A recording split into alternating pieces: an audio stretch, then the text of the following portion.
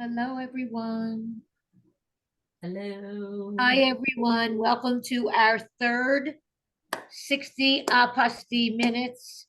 And thank you for being here. We are very excited to have you and welcome you to learn some more interesting things from our experts. We'll wait 2 more minutes. Letting more people in.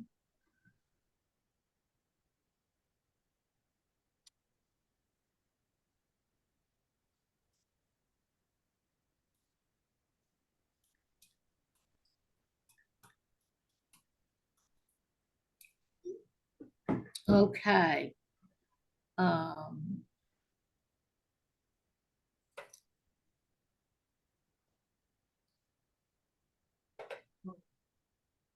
All right, shall we let it rip? Yep. All right. Well, I want to welcome everyone once again to our third edition of 60 Apostille Minutes. The purpose of this is that you get to ask questions about whatever notary or apostille or Ron or whatever else that you would like to ask. And we have a panel of experts here that will try to give you the best possible answer we can give you. So someone just asked, are we able to see replays of the first two? Yes, and I will get an email out about that later. I don't want to spend our time on that right now. So Tam, if you're ready, I'll take the first question.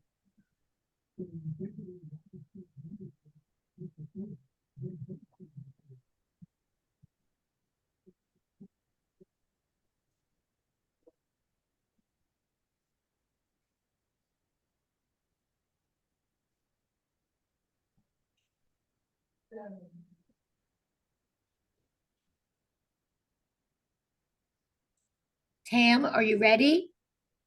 I'm going to take the Yeah. I'm going to take the first I'm ready. question. Okay. So there are no questions yet.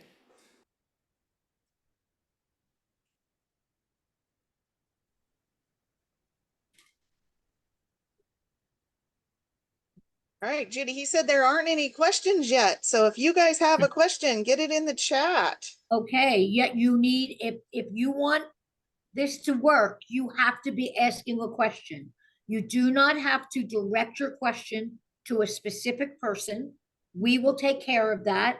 We will take care of trying to figure out who would be the best person for your question. And then, of course, anybody else can chime in. But if you don't put your questions in the chat, we won't be able to obviously work this. So questions, please. Okay?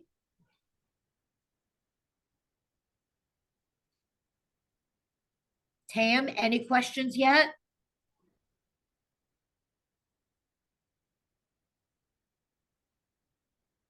I sent you the questions via chat. Can you see it? No, I cannot. You're supposed to be sending them only directly to me. That's what he said. He sent it to you in I know, the but chat. I don't see it. I don't have it. Oh. Tam is new. Anthony did it the last time. Tam is new. So give him a minute to get adjusted to how we work, how we do it. I'm sure that I'm sending it directly to you. Can you double check? Okay. I don't, I'm not getting anything. Wait a minute. Let me see. I'm in my chat and I do not have any questions. Okay, Can you? I'll post this one publicly so that you can see as well. Can you check? Okay, I just posted a public one. Can you see it now? No. Can anybody see the question? Yes. I see what he just posted in the chat. Amy, would you take this question? Because I'm not seeing it. Okay, it says, do you have any apostille couriers in Louisiana that you know of And Judy, I think you've got an excellent resource for finding couriers, right? Yes, so we have couriers in almost every state. In some states, we have many couriers. If you are interested, then my courier site is apostilledirectusa.com. I did see today on Facebook that some of you were having trouble registering. And if that's the case, then please text me tomorrow and please let me know what your problem is and I will get it addressed for you. But I'm unable to address it if I don't know about it. So again, we have couriers all over and we are happy to refer you to our couriers. They are vetted and we know who they are and where they came from. And we are happy to help you, but we can't help you unless we know. And I did see 3 or 4 of them. Extra words to the question. You do not have to be a notary and you do not have to be certified to be an apostille facilitator. However, I encourage you to take the training, get the certification, and understand the rules and the processes and the procedures. Because if you don't, then you're going to get clients right away. So you're going to put it on your Google My Business page or wherever you're going to put it, and you're going to get clients right away, and you're not going to know how to help them. And what will happen is they will go to someone else, and that's counterproductive. Melissa, do you want to jump in on that? I also, every time I see that question pop up and I try to answer it, I encourage people to be a notary just for the simple fact that probably the biggest reason that apostilles are rejected is because of an improper or incorrect notarization. And so it's, depending on your level of service that you choose to take the time to review everything, or if you want to just serve as a courier. But if you choose to offer a higher level of service, a white glove service where you actually take the time to review documents, then you definitely need to know what to look for. And I think being a notary is obviously the best place to start. And can I reach out to Lori Ham, who is with the Montana Secretary of State's office, because Lori, a lot of the rejections are based on improper notarization. Am I correct?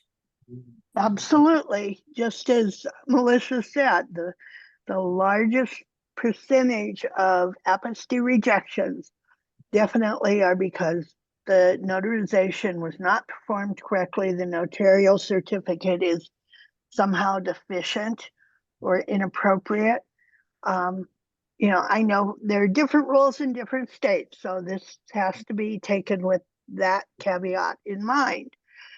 But what I see that just absolutely fries me, and there are some days when you just beat your head against the wall. Notaries who simply sign and stamp because they don't know what they're doing. It's beyond belief that somebody would think that that's going to do it. And this past week I ran into so many of the documents where the customer had requested a true and correct copy, a copy certification of a document, didn't know what to do, so they just affixed a stamp and signed it.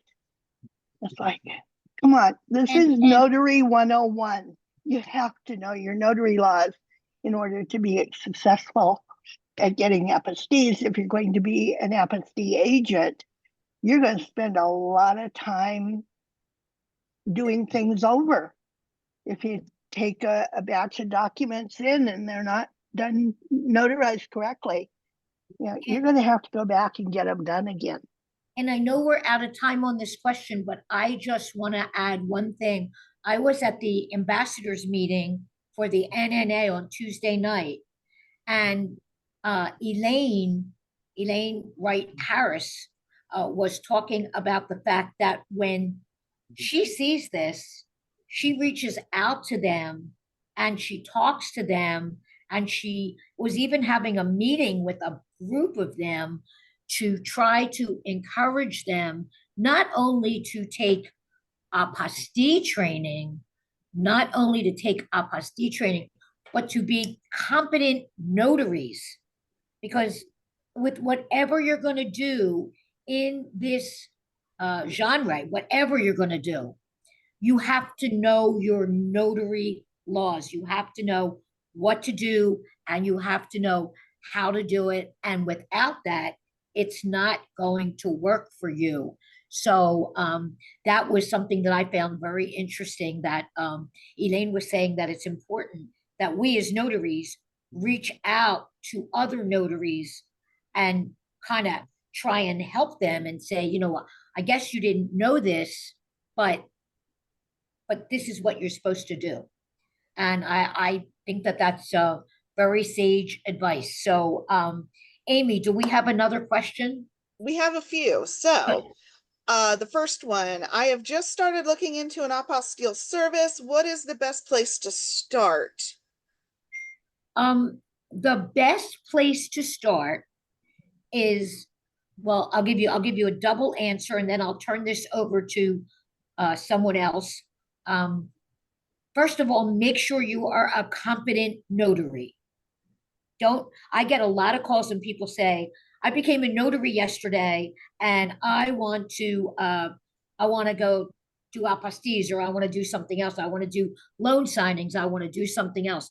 Make sure that you use your notary skills for a couple months and make sure you understand, and then take some training. Take some training and be sure you know what you're doing, what the rules are. You're going to learn as you go. I think Lori Ham once said, someone once asked Lori, and she said, time and experience. And I recall that. And that's true. Nothing can compensate for time, and nothing can compensate for experience. But what you don't want to do is go to some social media site like Facebook University and say, I have a document here. Here it is. I took a picture of it. What do I do? And then you get 56 responses. Everyone is telling you to do something different, and you don't know. Just think if you were new. So I am going to turn that over to Eileen Bonner, who does a lot of apostilles in California. And Eileen, what would your answer to that question be? Exactly what you said. You have to know your notary laws. That's just the biggest thing that we see. And even as a courier, you know, when I receive documents that come in, I'm not going to take it to the Secretary of State if it's not notarized properly, right? So at that point, I'm not the notary on that particular document. I'll call and let the individual know. So you just have to be, you know, really familiar with your laws, and each state is different. And you have to know which notarial act goes to each document, you know, based on what the document is. So when you're doing copy certification, you know, it has to be a jurat, it has to be a document by custodian form. You don't attach an acknowledgement or just your standard jurat. The individual would need to make a statement. So just those different little things. I think sometimes notaries are not familiar with some of the other notarial laws that are acts, not laws, that are available to you. And of course, training. I mean, you have to know training. You've got to understand where the documents are going and what the next step is based on the document, based on the country, whether they're part of Hague or they're non-Hague. But that's really all I have to add. I mean, I think you said it perfectly, Judy. And I know that Laura is here. I just can't find her. Can somebody bring Laura up? Laura Buer?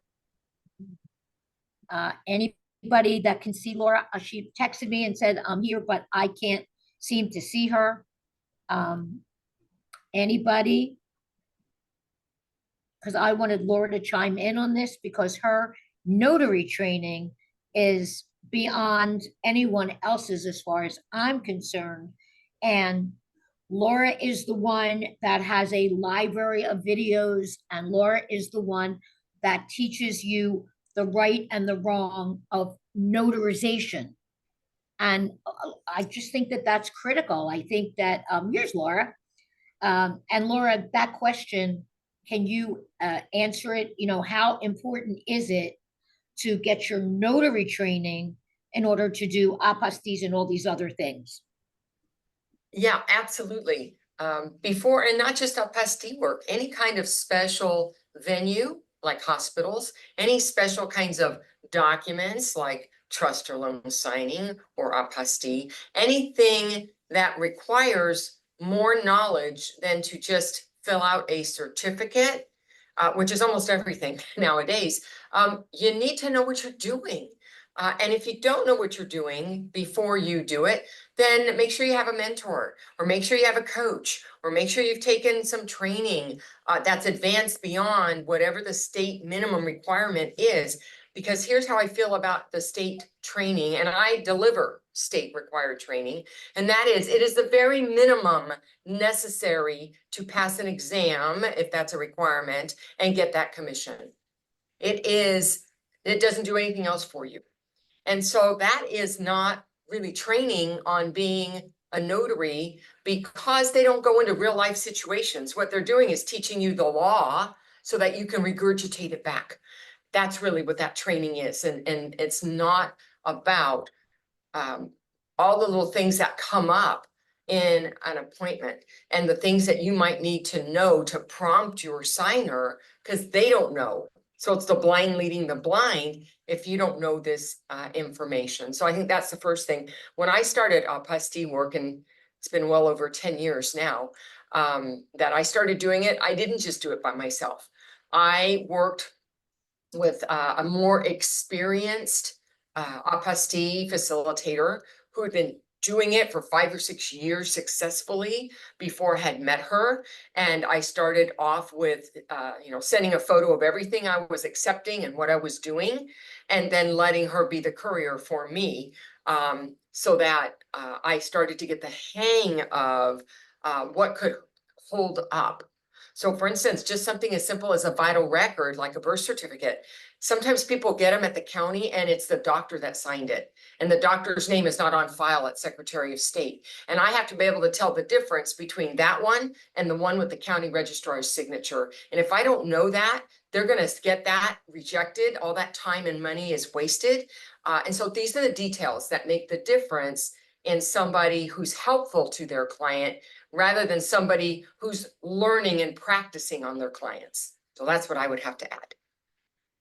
Okay, so suddenly my chat has appeared, and I do see a question about working for apostille for profit.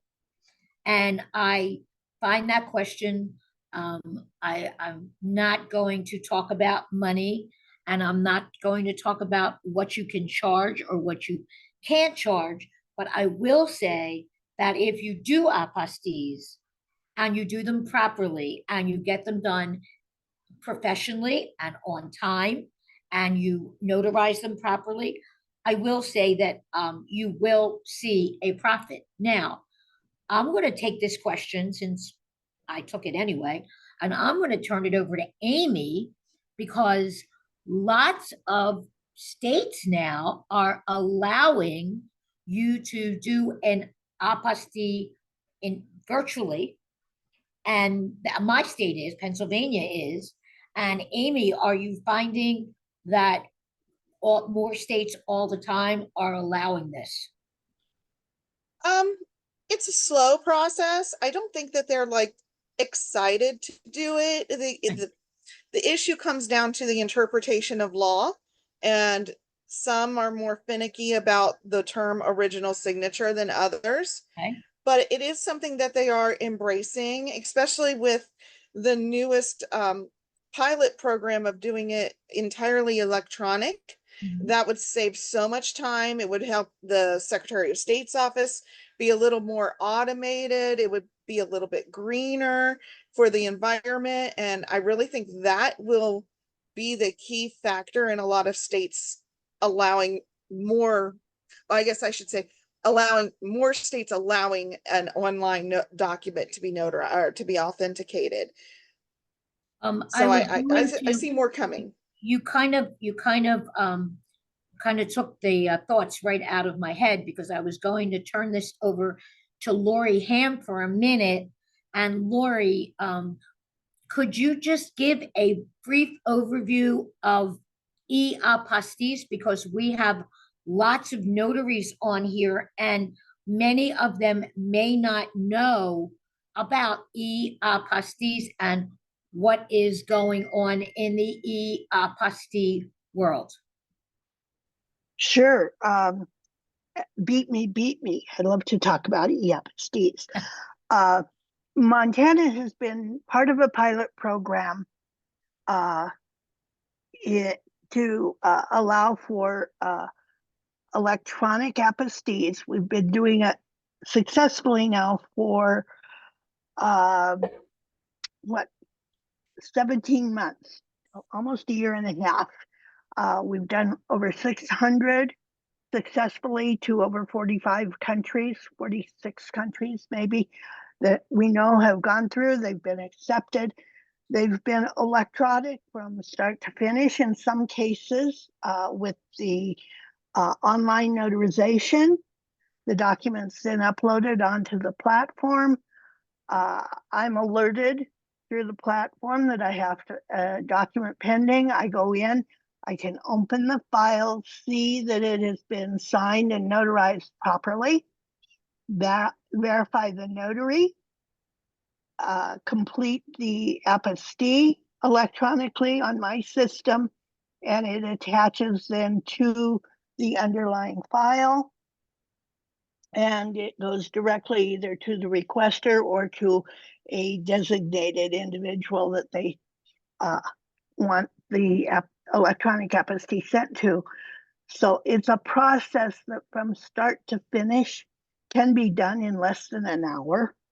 Our average time is right now is about 4 hours from the time I'm notified I have a request until we have it back in the receiving entity's hands.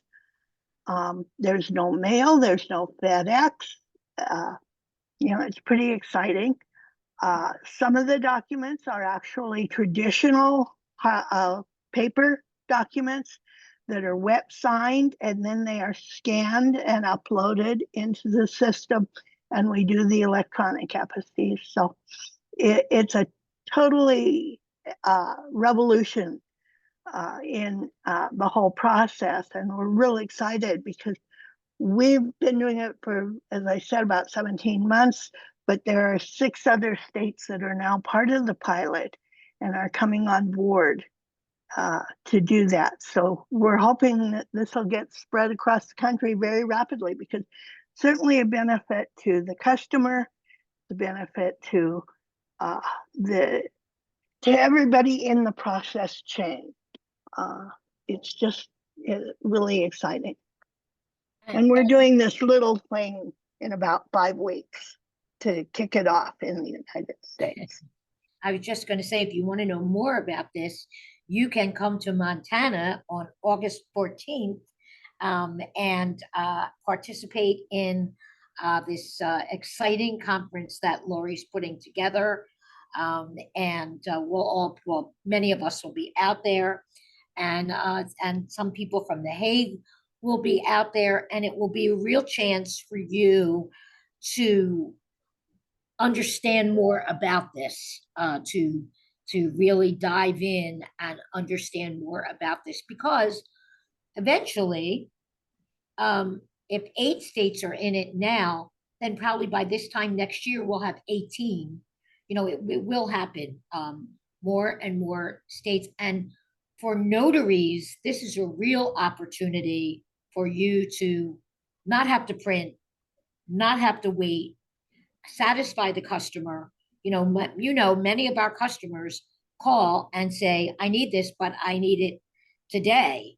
I need it, I can't wait till tomorrow. I need it today. So I know that Amy drafted a letter to her Secretary of State asking them if they would join in and take advantage of this program. And I know that many of you have been asking me, what can I do? And I'm going to say that what you can do is you can contact your Secretary of State and just let them know that this is something you really are interested in, and you really would like to see if they would be interested in learning more about it or participating. Lori, did I say that correctly? Absolutely. Okay. You know, All right, and and Amy, you wrote a letter on Thursday or Friday to your Secretary of State, asking them to dive in and asking them if they would, be interested in, because of all the benefit it brings to notaries. And it brings to the government agencies too, because the Exactly. streamlined process, the lower overhead, less people in the waiting room, they have less people in front of them. Anyway, but yeah, that is definitely something you could do. I would definitely try to hit on the aspects that will help the Secretary of State, not necessarily what's going to help you Right. be. Judy, I do have some other questions that I didn't get to. Can I go Okay, to those go. before we Yep. go to you? Sure. All right, so this one is more of a notary related question than an apostille. It says, when placing a signer under oath, and I'm paraphrasing, do you place them under oath every single time, or do you do it just once at the beginning of multiple documents? Laura? So here's my perspective on that. Every time I perform an oath or I perform a jurat that requires an oath, it is for that document. It is for that notarization for the people listed on that certificate. And if there are multiple documents and each one requires a jurat performed, the oath is part of that notarial act for that certificate. So I do not give it at the beginning. I give it for everyone that I perform, so that they swore that document was true or this document was true. You will find varying opinions on that. Some do it at the beginning or at the end and say it's for everything that you're signing right now. And I'm not going to tell you that that's a wrong perspective. What I am going to tell you is that you're going to sometimes find more than one perspective on that, and that one happens to be mine. Okay. Does anybody else from the panel, Melissa, Eileen, anybody else from the panel, want to jump in and say how you do that? Do you do an oath for every document?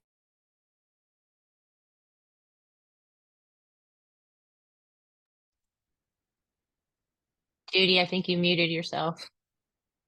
Did. Well, Okay. Judy, I'll answer. I typically will say, do you swear? Because I do everything online and they're going to sign all of the documents at once. I say the following documents have some sworn statements. Do you solemnly swear that all of these statements are true and factual, et cetera, et cetera? So I only do it once. Same. And mine is for in-person live because I don't do Ron. So there is a difference Right. when I'm working through documents. They're not signing them all at the same time. Okay. All right. What's the next question, Amy? Judy, it's about your book, and I'm combining two questions. One said, how do we get business as an apostille facilitator? And then another one says, I've been looking at your book. Does it dive into marketing? Yes, the book, well, assuming I have two books, so I'm assuming that you're talking about the new book called Your Passport to Apostilles. And yes, there is quite a bit about marketing, and you will get the answers to some of your questions. Yes, the answer is yes. And I hope that you're enjoying the book as much as we enjoyed writing it. All right, and now just a little cleanup, please. I'm only asking the questions sent to me by Tam. If you're sending me direct questions, I am going to ignore them. So the next question is, are there circumstances where a photocopy of a vital record could be apostilled? And I'd like to answer that, Judy. Go right ahead. And then we can all take that question. Yeah, so with doing it online, I'm not actually seeing the item being copied. The only way I can do that is called copy certification by document custodian. And that's where the principal or the person who made the photocopy makes a statement. It could be an acknowledgement or a jurat. They pick it and they say, I state this is an exact copy of my driver's license or my birth certificate or my divorce papers or my tax return. And then I notarize their statement. That would be how I would handle it online with a photocopy. And Melissa, why don't you jump in? So I was just going to tag team on that it is state dependent because not every single state will allow any type of copy, whether it's custodian or myself doing a copy certification for vital records. I know that there's a couple of states, I want to say Colorado is the other one that I'm aware of, and Ohio, which that was something that was new to me because it was always my understanding that vital records are not something that we can make a copy of, but I think it just depends on the state. The other thing that will add to that is that in order to obtain apostilles, and again, this is Florida specific, even if the vital record is from another country, we're not talking just the US states, but even if it's from another country, it is still considered a vital record and we cannot do it in Florida. They would have to get that original done in that particular country. So, And that is the same, I think, in Pennsylvania and everywhere. Could I weigh in on this too? Sure. From the apostille angle on this, even if you're in a state that allows you to make a copy of a vital record, whether it's by document custodian or direct copy, it is entirely possible it will be rejected by the receiving company, even though it was a valid notarization in your state. The receiving country can still say, no, they want the apostille done by the SOS office in the state where the vital record originated, and they'll want it done directly on the vital record. So you really do have to know your state law, and then don't be totally surprised if they don't accept copies of vital records. And I want to add something here. I recently had 2 diplomas that I used the custodian document situation with, and they went back and said that they wanted the signature authenticated by one of the educators named on the diploma. And maybe that's just something I had never run into before, but they wanted a person named on the diploma to sign an affidavit stating that he or she is the educator named on the diploma. Lori, I guess they are allowed to ask for that.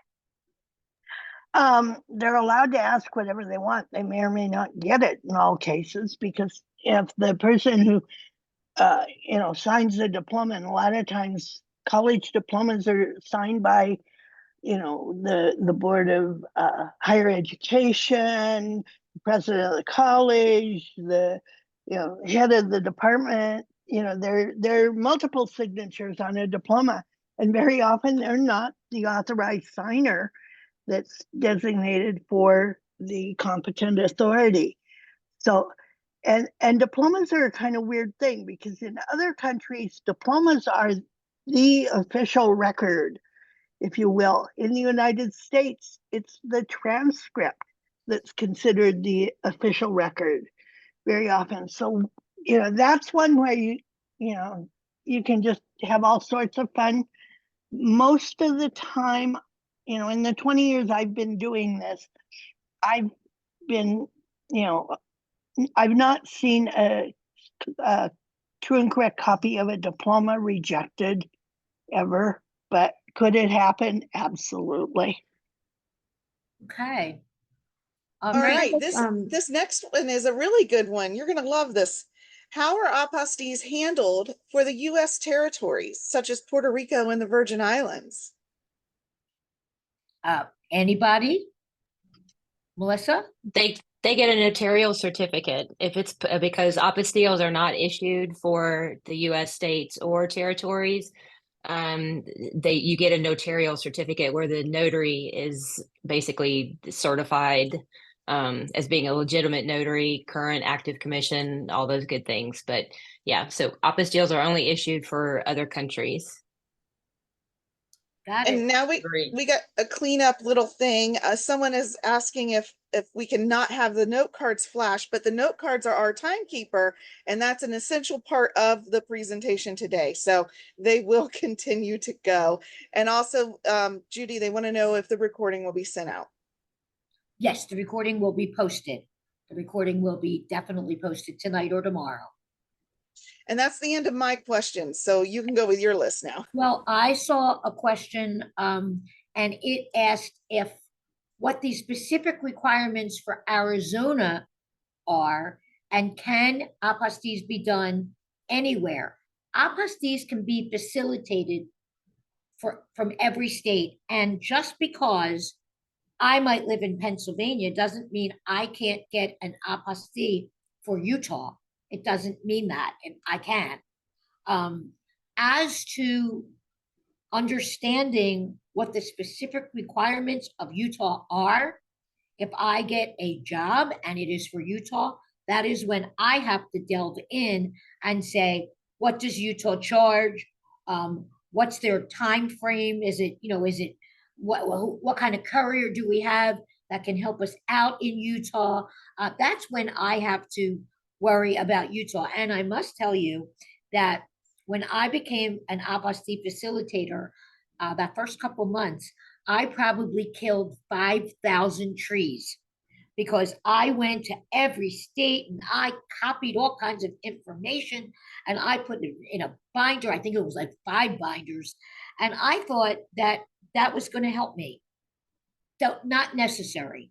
The first thing I would do is worry about your own state, because that is where you're going to get most of your work in the beginning. And then if you get a job, if you live in Florida and you get a job for Pennsylvania, that's when you can delve in and say, okay, what do I need to know about Pennsylvania? And I'll give you a good example. Pennsylvania will only accept a FedEx and will only send it back by UPS. So if you're delving in, then you need to know that. You need to worry about each state as you get the work. But I will tell you in the beginning, if you are living in Pennsylvania, 90% of your work in the beginning is going to be Pennsylvania. Okay, does anybody else want to jump in on my answer? Please do. The only thing that I would want to throw something in there real quick, Judy. I know I rely and have relied heavily on the database that you have, not only for adding myself, but for finding other people to work with. But I would still strongly encourage you, if you have, something that needs to go to another state, to still take the time yourself to look up and do the research for that specific state. Not only for your own learning knowledge, but also, not every single person in every single state that handles apostilles may have it right. I mean, we want to believe that they do, and we want to rely on them. But I just think for furthering your own knowledge, that it's worth your while to do that research yourself as well, and then find somebody to work with. And I agree with that, Melissa, but again, I get a lot of calls and people are asking me, do they have to know every state? Do they have to know every rule for every state? And I do not think you have to do that in the beginning. Now let's talk to Kim, who is a courier in Texas and does a lot of courier work.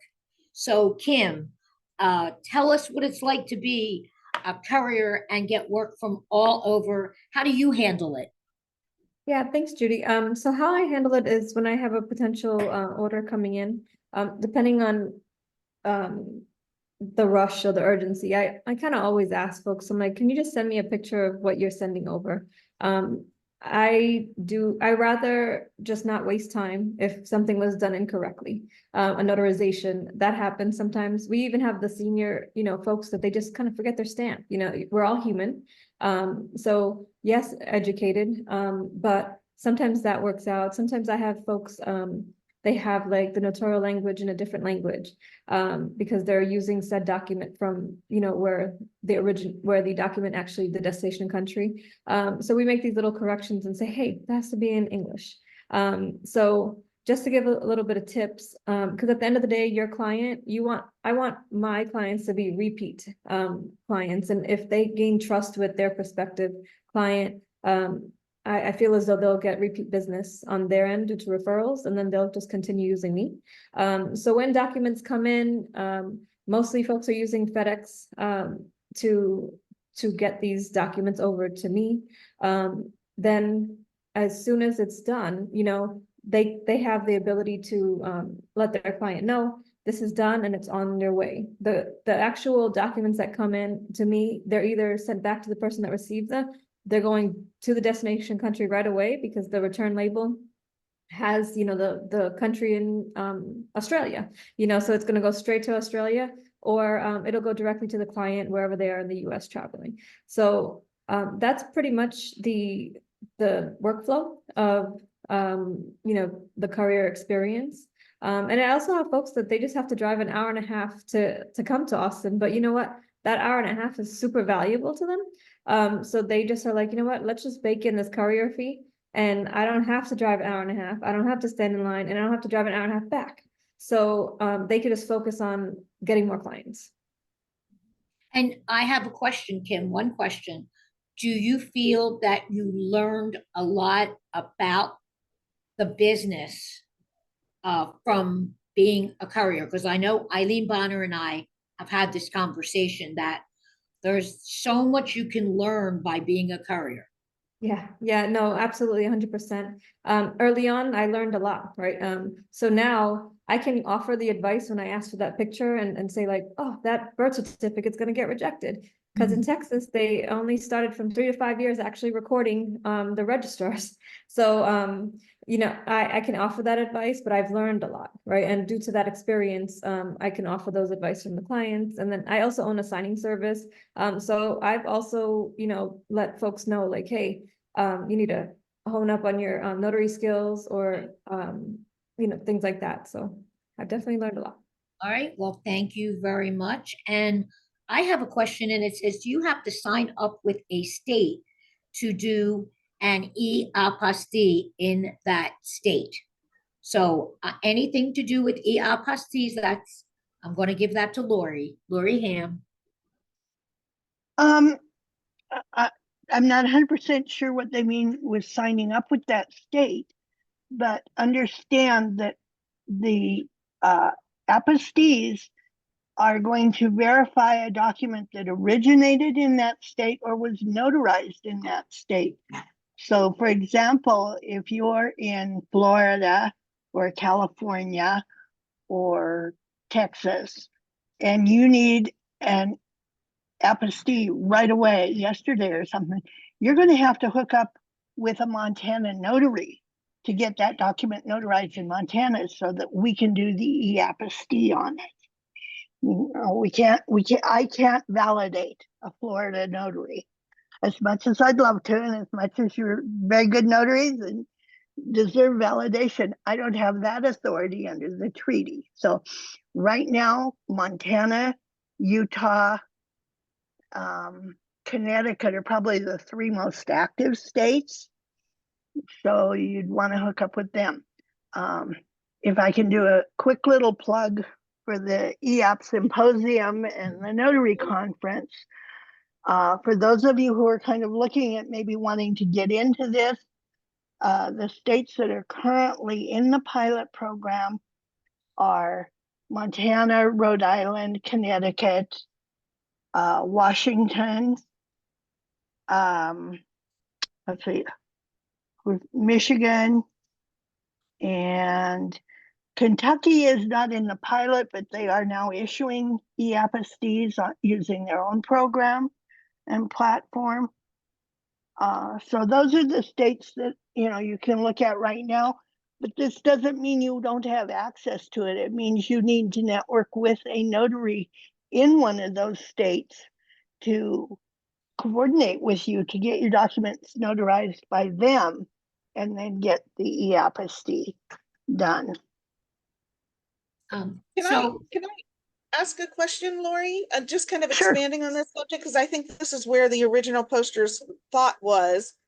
As an Ohio notary, if I got an order to get an apostille on a Montana birth certificate, and I uploaded, can we upload that birth certificate to a portal and not have to involve a Montana notary? Okay, at this point, vital records like birth certificates, death certificates, anything on security paper cannot be electronically apostilled. And that has to do with the fact that once you scan a document that's on security paper, it'll come up as saying void or something. So we're working on it. It'll happen eventually, but right now, vital records are still paper. And- You really can't get around that. and I want to kind of say something that Lori said on Wednesday night. Lori was our guest in our Clubhouse room. And for those who are on the fence and might be thinking about going out to Montana, you'll get to see a lot of this for yourself. You'll get to see how the platform works. You'll get to see what it's all about. And Lori, what did you say? What was your phrase that you used? Well, I can't think of it. Don't be, be a part of it. What did you say? They say that you're either at the table or on the menu. At the So you table wanna or be- on the menu, right? So you want to be at the table on this. Right, and you will have the opportunity to be at the table, and there will be some guests from The Hague. Dr. Bernasconi will be there, who is the head of The Hague, and there will be people speaking about this. And and if this interests you, or if this is something you think you would like to do with your business in the future, and of course if you can, then this is just going to be something that I think you will benefit by being there. So that's something that I'm looking forward to it very much. So And if I go ahead. If I could give a little update. So new development that just happened on Friday that could be of interest to all of you. For those of you who are doing apostille facilitation, 3 members of the U.S. Authentications Office will be in Montana for the whole conference. So not only do you get to interact with, I have representatives now from, I think, 12 different states. Wow. That will be there. Somebody in the SOS or Lieutenant Governor's office that's appropriate. And now from the U.S. Authentications Office that will be there. I mean, you get the opportunity to meet these people, talk to them, ask them directly what your questions are, which, I was floored when I found out 3 of them were coming, not counting Bill Frislin, who is coming also, our liaison to the Hague Conference from the U.S. State Department, but Janelle Myers and 2 of her cohorts from the Authentications Office will be here. I met Janelle 2 years ago at your conference. She's very nice. And yeah, that's exciting. That's good network to develop. Everybody, because I've had a couple of times working with, documents that needed further authentication, and they sometimes lag behind a bit in delivering service. You may have noticed, and just sometimes you have to reach out to somebody and say, hey, I really need your help. I need to have this document taken care of. Knowing those people, having their phone numbers and emails is a good thing. So they will be there.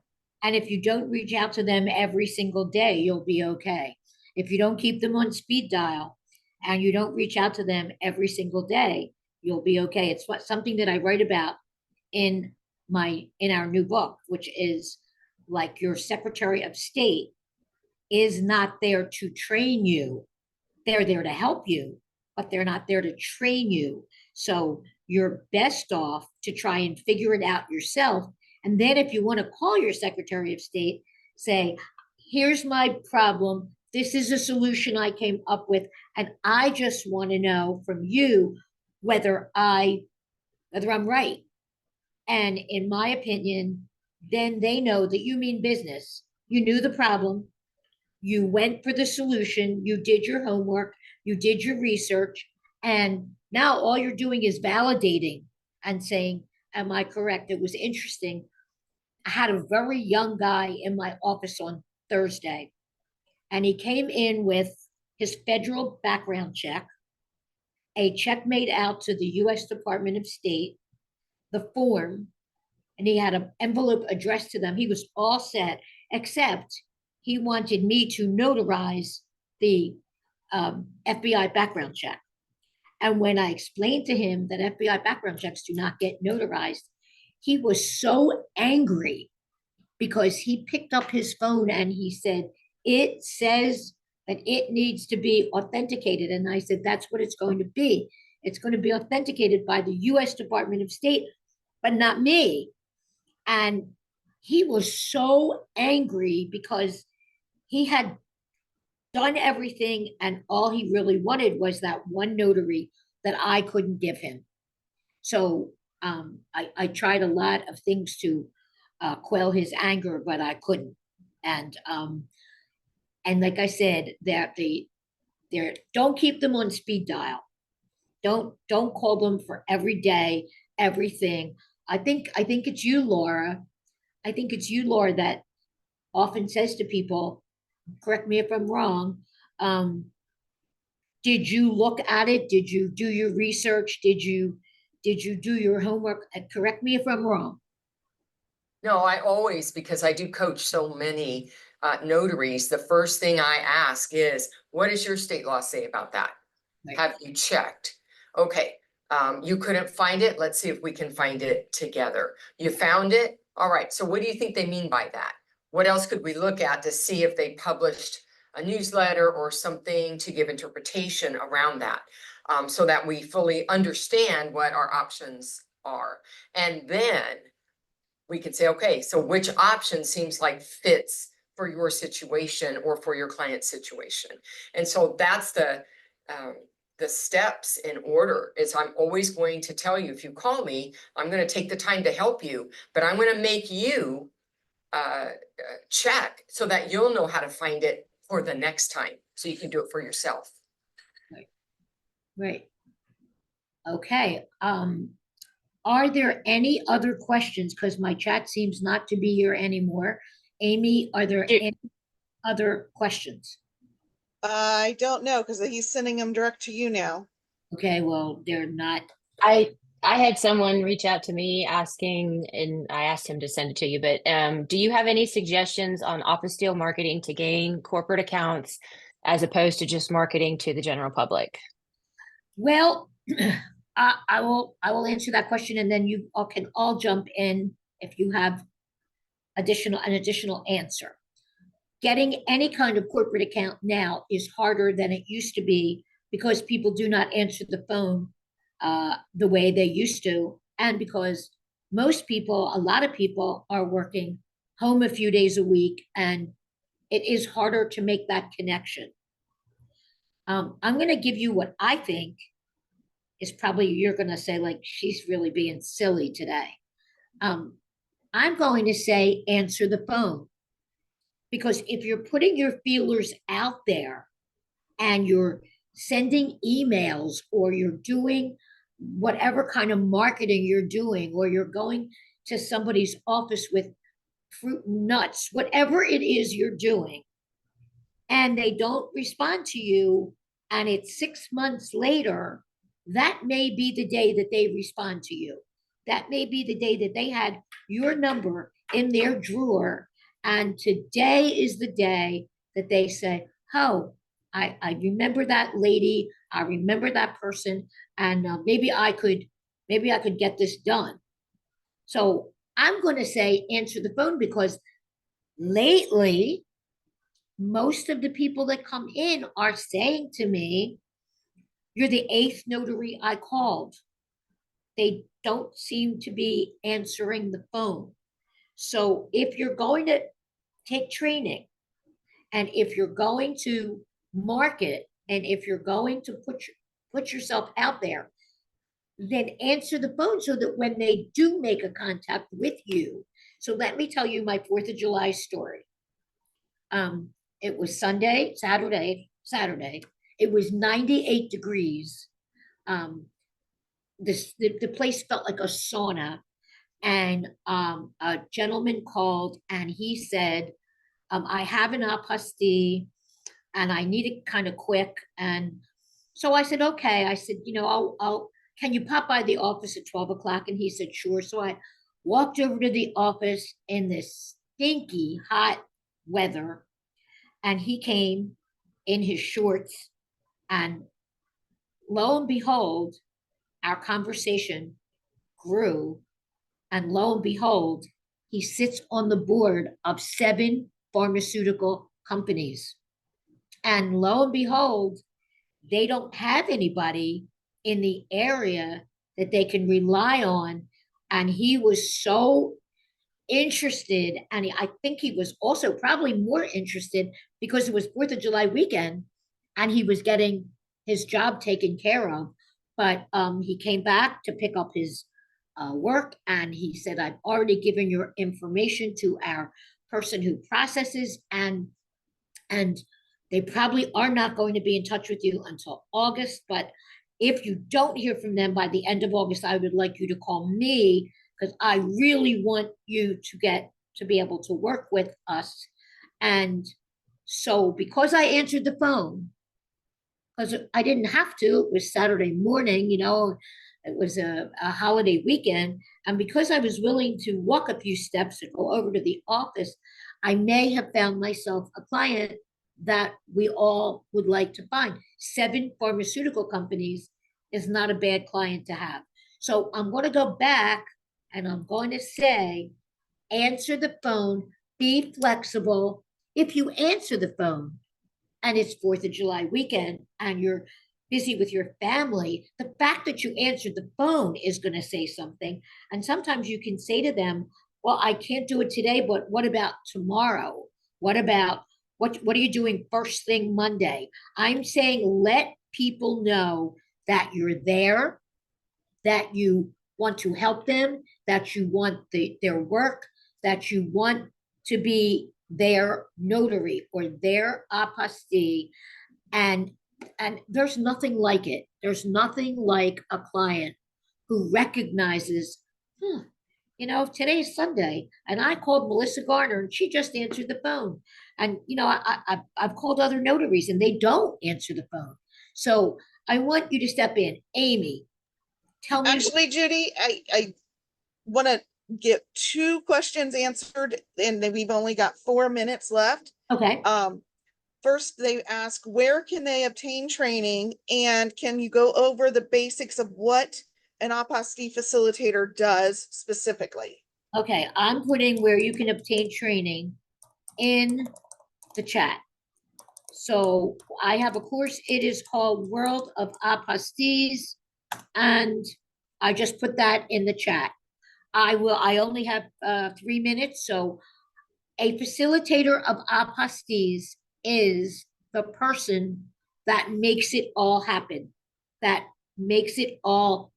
knows what kind of notary they need, that knows where the document needs to go, that knows how much money needs to go with it, that knows what kind of label needs to be with it so that it'll come back, that knows all the answers. I think I think, and I was just writing something about this, I think an apostille facilitator should also be called an apostille expert. Because think about it. And so we have 2 minutes, and I'm not going to hog all the time. So I'm going to put, that's a great question to end with. I'm going to go to Eileen. Eileen, what do you think? Regarding the facilitator part? Yeah. Well, I don't think I can add much more than what you did. I mean, you have to know what forms to fill out, what the amounts are, where the documents are going, what country, all the little tiny things have to match and be perfect. Otherwise, the document will be rejected, and nobody wants that. So I agree, you know, it is an expert level. Okay. That's just my 2 cents. I couldn't add very much more than what you said. Melissa. Sorry, I was checking because I didn't see what you put in the chat pop up, so I don't know. I just put in your website. But yeah, I mean, so you know, being a facilitator, and again, can't encourage the training enough, even though it isn't required. Obviously, the good notarial skills, because as we've said many times, the biggest reason that documents are rejected is because of an improper notarization. But there's so many details. But obviously, you know, meeting with your clients, obtaining whatever documents it is that they need apostilled, and of course, you know, figuring out where they need to go, and then, you know, providing the best customer service and the best options on how to get that process taken care of for them in their time frame. Can I just add to that? Joining a training is just a little bit more than just thinking about yourself, right? And just thinking about, oh, I read this book and I know it, right? There is a community here. There's people in this room here that I think everybody just helps each other out because they know the expert in their state, right? Like, so you cannot really think that you're going to sit there and just know all 50 state notarial aspects. You do know common sense that everybody, no matter what state you're in, you have to identify the signer and all that good stuff. But there's some quirky things about certain states that if you don't live there, you wouldn't know it. So just understand that when you take a training, it goes a little bit beyond just like just you and reading, you know, Judy's book or any other documentation that comes on. Just keep that in mind, that that is also supplemental, but community is huge, especially in this business. Time If you're and holding a notarial stamp. experience. Time and experience. Amy, same with your training, right? With your RON training, time and experience. Can't learn, you're not going to know it all in one day. I also teach people how to become a notary in Pennsylvania. Amy teaches them in Ohio and Montana, and they don't learn it in one day. They don't. So it's, you know, learning and growing and time and experience. And we're out of time, but I have 2 announcements. Well, I have 3 announcements, actually. My first announcement is I just put in the chat our new book. It's called Your Passport to Apostilles. It's a bestseller on Amazon, and it came out in print yesterday. So I would love it if you would take a look at it. I think it's really something special. We've already talked about Montana. And if this whet your appetite and you think that this is the kind of thing that you would like to incorporate and you can't go to Montana, drop a note to your Secretary of State like Amy did. Drop a note to your Secretary of State and just say, I heard all about this, and are you going to be participating? Because I think that this would be really good, not only just for me, but for the government, for everybody in the whole world. And my third announcement, well, it's not really an announcement, but I'm wondering if you want to do 60 apostille minutes part 4. And if you do, can you put a 1 in the chat real fast?